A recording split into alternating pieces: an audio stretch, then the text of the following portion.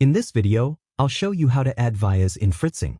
For this example, I'll be adding a via between these two connections.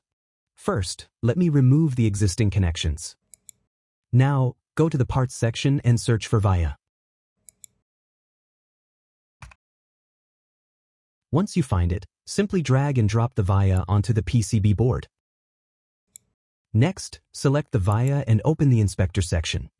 Here, you can change the hole diameter and the ring thickness based on your requirements using these options. For this tutorial, I'll keep the default dimensions.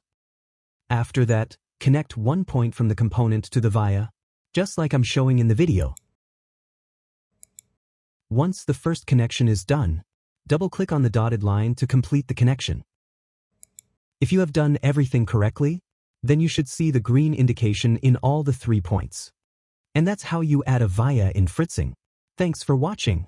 If you found this video helpful, please like, share, and subscribe to the channel. Also, turn on notifications so you don't miss future tutorials.